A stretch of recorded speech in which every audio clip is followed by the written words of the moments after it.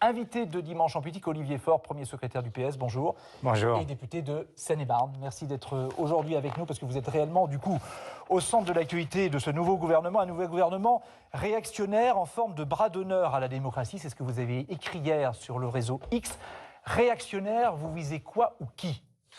Mais je vise tout simplement ce gouvernement qui est le plus à droite de la 5e. Vous vous rendez compte qu'on a là des femmes, des hommes qui ont expliqué, accepté le rapprochement idéologique avec le RN, qui ont durci la loi immigration quand elle est venue en discussion l'an passé. Vous visez des gens particulièrement, des ministres particulièrement ?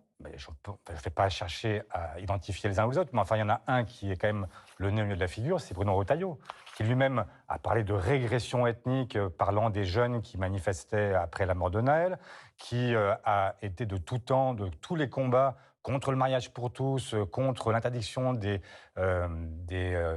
thérapies de conversion, qui a été contre la constitutionnalisation de l'IVG. Bref, vous avez là effectivement une droite réactionnaire qui a pris le pouvoir. Et dans la suite de votre message, vous dites rendez-vous pour le débat de censure. Alors c'est quand ? Est-ce que ce sera dans la foulée du discours de politique générale ? Oui. Oui, aussitôt. Oui. Dès que Michel Barnier se sera exprimé à l'Assemblée le 1er octobre, dans l'heure qui suit, il y aura une motion de censure. Mais qu'attendons-nous d'un gouvernement qui est positionné de cette façon-là ? Que pouvons-nous en espérer réellement ? Et comment peut-on accepter ce qui est en réalité un coup de force du chef de l'État, qui a considéré qu'il n'avait pas à tenir compte de la démocratie et du vote des Françaises et des Français ? Ce qui est très grave, c'est que dans une république laïque comme la nôtre, ce qui reste sacré, c'est le vote des Français. Et personne n'a le pouvoir d'en changer le sens. Or, ce que le chef de l'État a fait, c'est précisément d'en détourner le sens et d'installer au pouvoir à la fois des gens qui sont dans la continuité absolue de ce qu'il a fait pendant 7 ans, alors même qu'il a été sanctionné à 3 reprises pendant le mois de juillet, juin et juillet. Juillet, européenne et législative. Et que maintenant, il installe en fait une espèce de bloc réactionnaire qui a maintenant... Michel Barnier, pour vous, c'est un réactionnaire. Mais je ne parle pas des gens, vous parliez je parle de Bruno Retailleau pour dire ça. Mais Michel Barnier, vous le situez où ? Mais Michel Barnier, je me rappelle quand même qu'il a été candidat aux primaires de la droite. Et c'est lui qui a été très très dur, même prenant sur sa droite l'ensemble des candidats de cette primaire, en expliquant qu'il était pour un moratoire sur l'immigration, qu'il était pour la fin de l'aide médicale d'État. Pardon, mais enfin, tous les soignants de France nous expliquent en permanence que ce serait une folie, sur le plan médical, sur le plan financier, à tout point de vue. Et voilà que cet homme, que l'on présente comme quelqu'un de modéré, avait été capable de dire ce qu'il a dit. Et donc, moi, j'attends de savoir exactement ce qu'il fera. Mais je vois aussi qu'il est sous la tutelle de l'extrême droite. Les 3 ministres que Marine Le Pen ne voulait pas voir dans le gouvernement ne sont pas dans le gouvernement. Je vois que derrière, ils ont besoin des voix de l'extrême droite pour ne pas être censurés. Et donc, je comprends très bien qu'ils sont sous la tutelle de Madame Le Pen et qu'ils vont maintenant faire des pas en sa direction. Alors Michel Barnier vous répondra peut-être ce soir aux 20h de France 2 dont il est l'invité, on verra ça ce soir, avant son discours de politique générale. Une motion de censure, vous avez dit. Une motion de censure du nouveau Front Populaire, c'est ça ? Il y aura une motion de censure votée par l'ensemble du Front Populaire, bien sûr. Alors défendue par qui ? Est-ce que ce sera un texte de la France Insoumise, un texte du Parti Socialiste ? Ce sera un texte qui sera vraisemblablement commun et qui sera défendu par un socialiste. Pas par LFI ? Non, c'était l'accord que nous avons entre nous. Vous êtes sûr de ça ? Si je vous le dis. Donc ce seront les socialistes ceux qui défendront cette... Mais attendez, le but du jeu n'est pas de savoir qui, quoi, comment. Ça compte aussi. La question, c'est de savoir si nous sommes capables de dire ensemble que nous censurons un gouvernement qui est en réalité l'expression d'un déni démocratique qui n'a jamais été vu nulle part en Europe. Il n'y a aucun pays en Europe, aucun, où le monarque ou le président de la République n'appelle pas la coalition arrivée en tête. C'est simple et ça devrait être... Non mais quand je disais tout à l'heure que le vote est sacré, imaginez ces Français nombreux, très nombreux, qui sont venus pour venir sauver la République au 2e tour de l'élection législative, à qui on a dit « mobilisez-vous », qui sont parfois venus voter pour des candidats contre leurs convictions. Et je pense à toutes ces femmes et ces hommes de gauche qui, bien plus nombreux que ceux de droite, sont venus voter pour des gens de droite. Et derrière, on leur a dit « mais attendez, on ne vous volera pas le scrutin ». Et derrière, qu'est-ce qu'on fait ? Justement, on leur vole le résultat du scrutin. À la motion de censure, qui sera donc défendue par le Parti Socialiste. C'est ce que vous avez dit. Pour l'ensemble du Front Populaire. J'entends bien, j'entends bien. Est-ce que ça veut dire qu'avec le PS, vous estimez avoir plus de chances de la faire passer et de la faire voter ? Parce que tout seul à gauche, vous ne pouvez pas le faire. Il vous faut un apport, il vous faut des appoints. Vous allez les chercher où? Mais là, en l'occurrence, moi, je ne me pose pas la question des appoints. Je sais très bien que Marine Le Pen a décidé de donner son onction au gouvernement Barnier. Donc vous pensez qu'elle ne votera pas votre motion de censure? Et donc, je ne pense pas qu'elle la votera. Donc elle est simplement vouée à l'échec. Elle est vraisemblablement vouée à l'échec. Ça n'empêche pas qu'à un moment dans la vie, il faut fixer des repères, dire des choses qui soient des choses claires, dire qui est dans l'opposition et qui est dans la majorité, qui soutient plus ou moins. Et le plus, c'est les LR et puis Ensemble, le parti, enfin la coalition du président de la République. Ouais. Et puis, vous avez un soutien sans participation de Marine Le Pen. Voilà, donc vous avez deux formes de soutien, mais la réalité, c'est qu'on verra ce jour-là qui est dans l'opposition et qui est dans la majorité. Alors, si Michel Barnier tombait, Lucie Castet resterait votre candidate pour Matignon? Mais elle a été effectivement choisie par l'ensemble du Front populaire. Elle est prête toujours ou elle a un peu pris des distances depuis cet été? Elle a dit qu'elle restait disponible, même si elle ne fait pas de sa personne un absolu.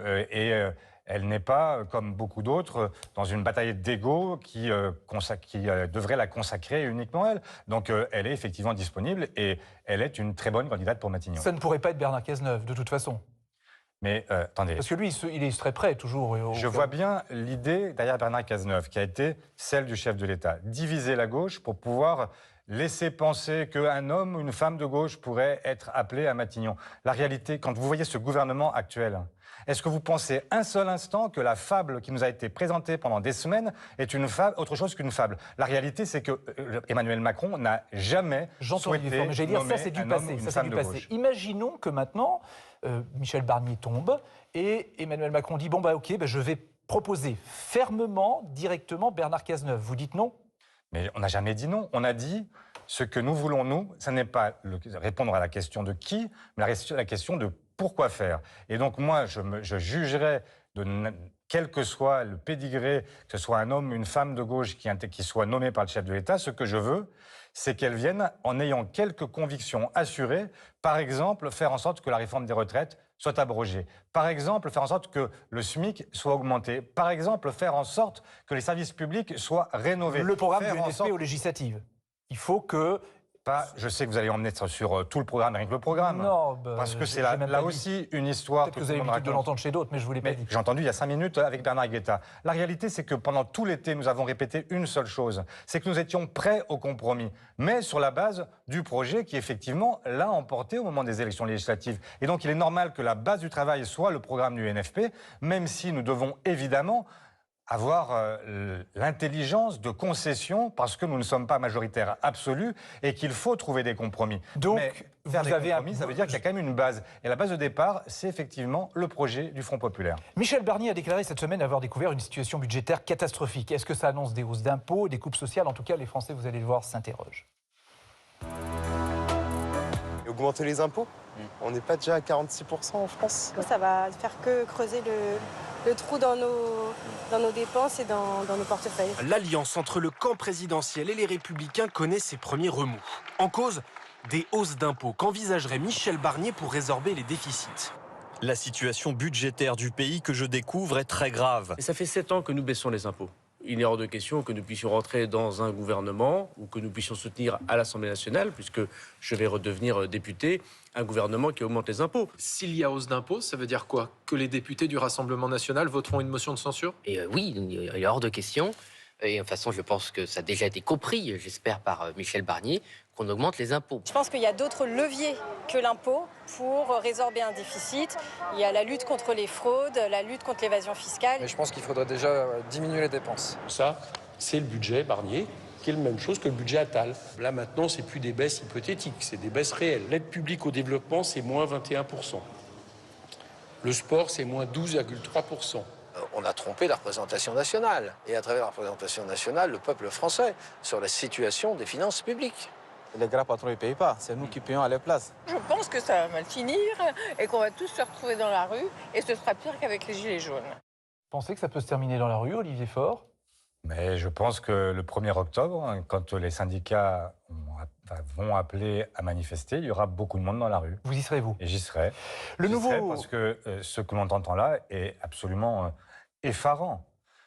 Le ministre Le Maire, qui vient de partir, et qui s'en va avec une espèce de pirouette où il nous explique que la situation est telle que le réveil sera douloureux. Mais le réveil, il est lié à quel cauchemar qui a précédé? Le cauchemar budgétaire, c'est celui qui a en fait été celui de la Macronie pendant 7 ans. Bruno Le Maire, il n'est plus là. Il y a son successeur qui s'appelle Antoine Armand, qui a donné une interview aujourd'hui au Journal du Dimanche et qui estime qu'exclure d'office certains prélèvements exceptionnels et ciblés, ça ne serait pas responsable. Sous-entendu, on pourrait avoir des prélèvements, des impôts supplémentaires sur les plus riches ou quelque chose comme ça. C'est pas ce qu'il dit. C'est pas ce qu'il dit, j'imagine. Ah bah vous imaginez parce que vous êtes peut-être vous-même d'un seul coup atteint par une forme de une révélation, effectivement. Les plus riches ne payent pas assez d'impôts. Mais de toute façon, c'est vrai que ça, c'est un fait. C'est un fait. C'est un fait. C'est pas ce qu'il dit. Il dit ciblé. Moi, c'est pas sur qui.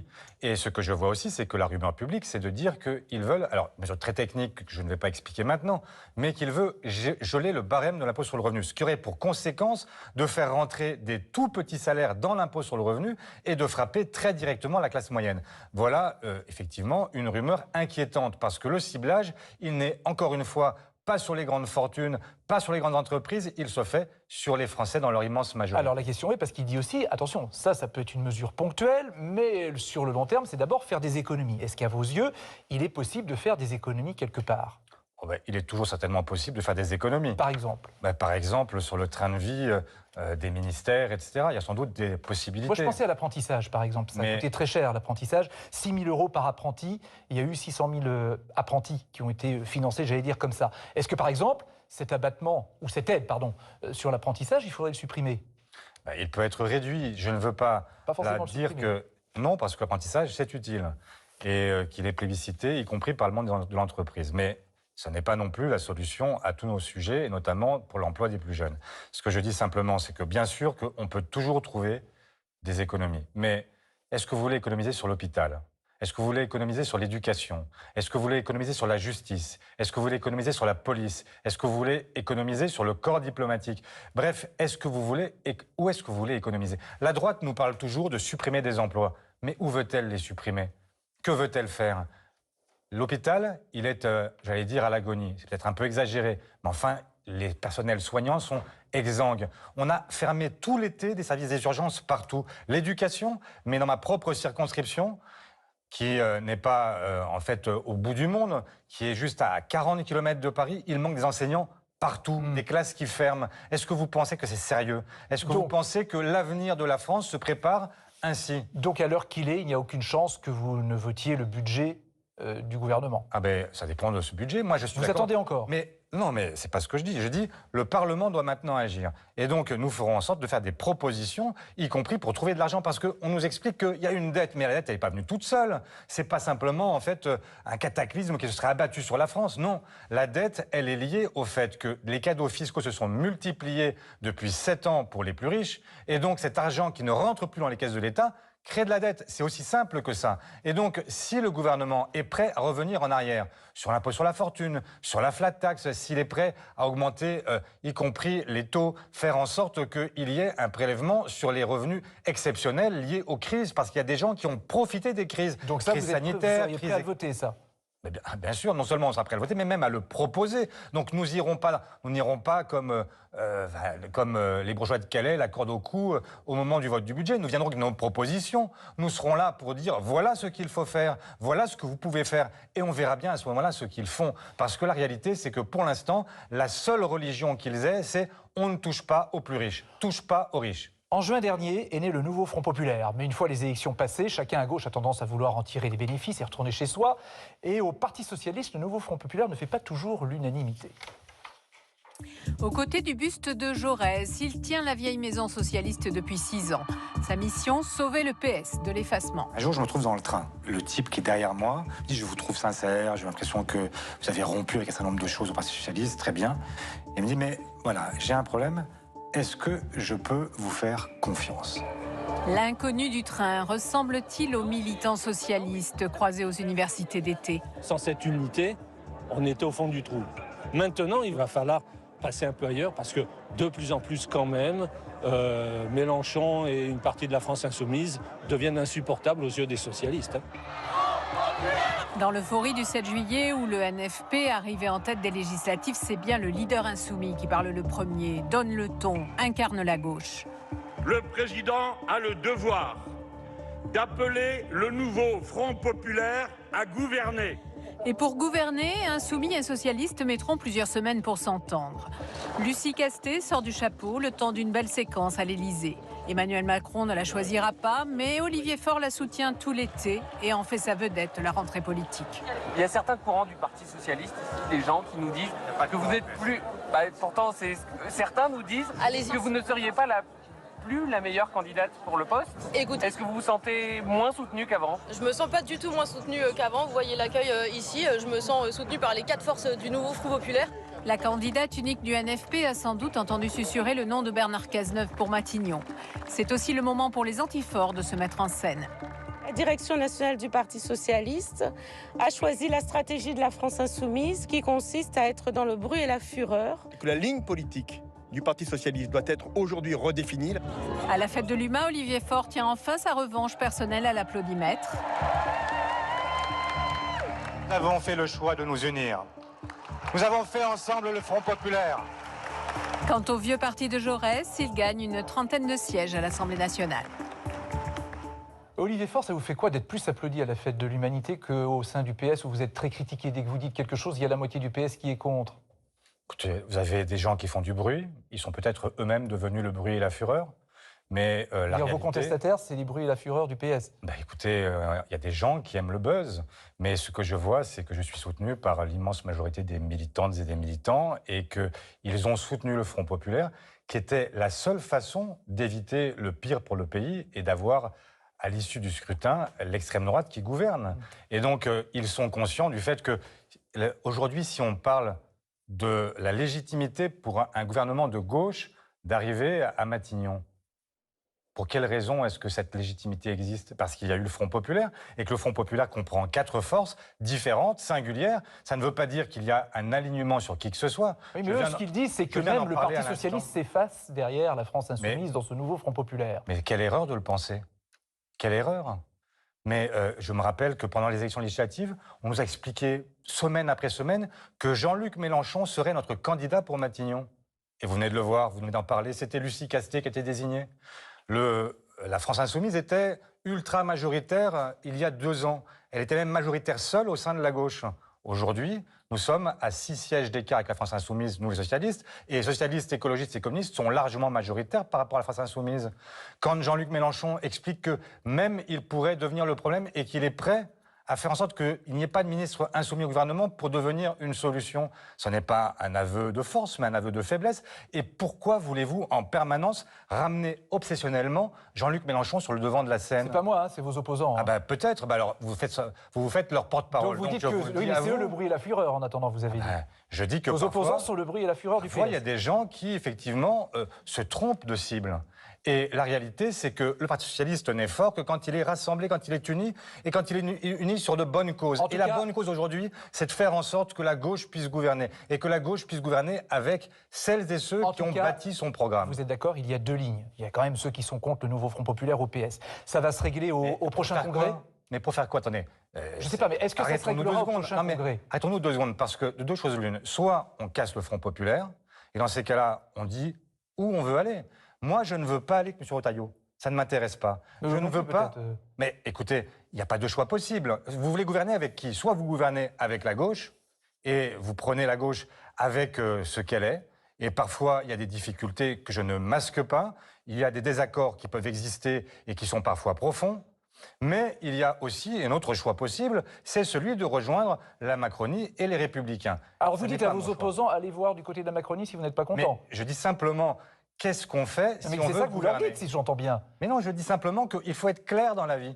Il faut dire, soit on veut gouverner à gauche, soit on veut gouverner avec la droite. Et moi, je ne sais pas comment on fait pour mener une politique de gauche avec des gens qui sont tous plus à droite les uns que les autres. Olivier Faure, ça se réglera au prochain congrès du Parti. Ça se réglera au prochain... 66 députés socialistes. Imaginez que nous rejoignions la Macronie. Et la Macronie seule, même enlever les LR, nous serions 66 face à 166.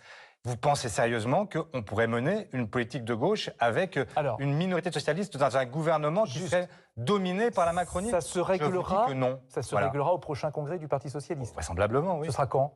En 2025. À quel moment Mais je ne sais pas à quel moment. Bon. Vous comprenez bien que je ne vais pas lancer maintenant le point de départ d'un congrès, alors que nous sommes en pleine crise politique, que nous avons un débat de censure devant nous, le débat budgétaire, et vous voudriez qu'on se regarde le nombril. Je me refuse à cela. Je ne veux pas. Quand vous de dites cette ça, façon... encore une fois, c'est toujours des messages à vos opposants internes. Hein, on les entend bien. C'est vous qui me posez les questions de mes opposants internes. Vous leur répondez. Mais si vous en faites le porte-parole, vous n'étonnez pas que je vous réponde. Donc je vous dis pour savoir simplement. Qui ça s'adresse. Mais ça s'adresse tout simplement. Le Congrès, je crois que ça n'intéresse personne. Vous avez raison de le dire. Ça n'intéresse que ceux qui sont au Parti socialiste.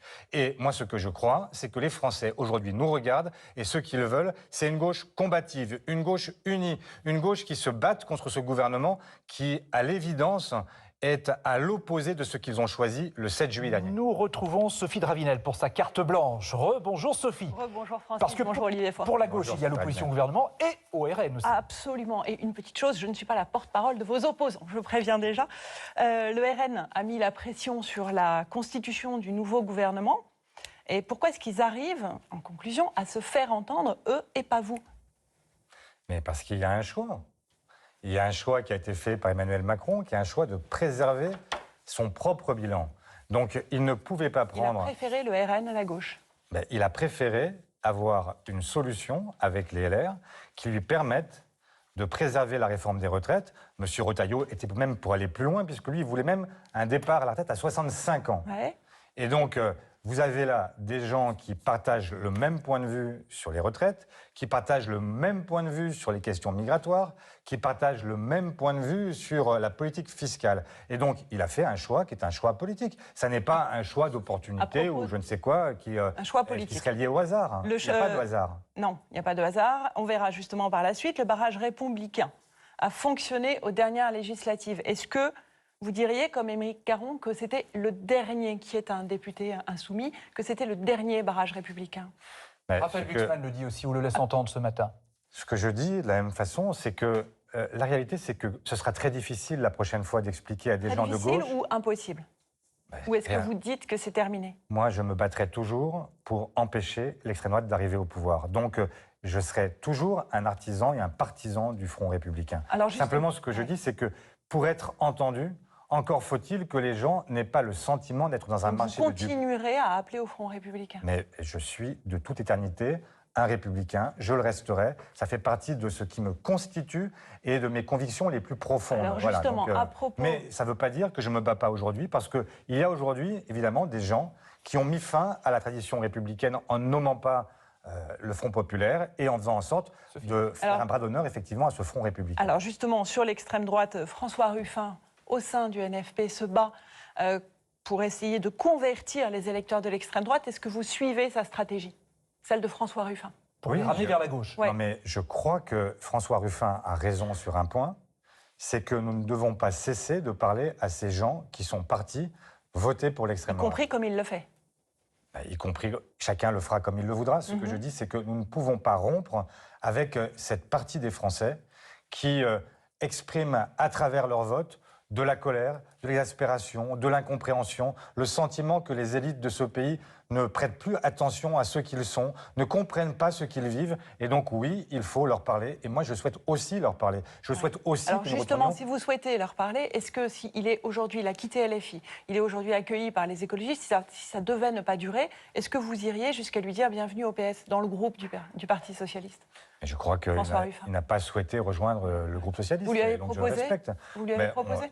Quand ces troupes qui ont quitté LFI ont choisi un groupe parlementaire, il y a eu bien sûr, on se parle, on se connaît tous, et ils nous ont dit qu'ils ne voulaient pas rejoindre le PS, parce que ça n'était pas la formation politique de laquelle ils se rapprochaient le plus spontanément. On verra comment tout ça, absolument. Et voire 2026 avant. 2026, un tout petit mot. Il va y avoir bientôt le lancement, quand même, c'est important aussi pour la gauche, des campagnes municipales. Est-ce que vous souhaitez qu'il y ait une étiquette du NFP au municipal? Est-ce que c'est possible, vu la situation? D'abord, est-ce que vous le souhaitez déjà Voilà. dans l'ordre? Est-ce que vous le souhaitez? Mais je souhaite que le rassemblement soit le plus large et le plus souvent possible. Maintenant, les élections municipales sont des élections locales et il faut laisser de la liberté à celles et ceux qui mènent leur liste et ne pas être Avec dans ou une sans forme les insoumis, d'imprécation. selon les choix de chacun. Ça dépendra aussi beaucoup des insoumis eux-mêmes, qui sont souvent dans l'opposition locale. Et donc, quand ils sont dans l'opposition aux maires socialistes ou Paris, communistes ou écologistes, bah forcément, ça crée des situations qui sont particulières. Et donc, Dernière question. s'il y a un accord sur le projet municipal, il y a aussi une liste possible derrière. Et l'étiquette NFP pour les municipales, c'est pas forcément utile. Bah, le Front populaire, c'est un front national, pardon de l'expression qui n'est pas la bonne, puisque ça... Oui, je comprends ce que vous avez dit. Voilà. Ouais. Et alors du coup, vous dites à propos de candidats uniques, puisque c'est pas forcément possible au municipal, pour les présidentielles de 2027, vous dites OK pour un candidat unique, mais à condition qu'il soit collectivement approuvé. C'est les mots que vous avez utilisés. Est-ce que collectivement approuvé, ça veut dire qu'il faut passer par une primaire ou sinon par quoi? Ça peut être une primaire. Vous êtes favorable à ça? Ce n'est pas l'option que, personnellement, je privilégierais, mais pourquoi pas une primaire?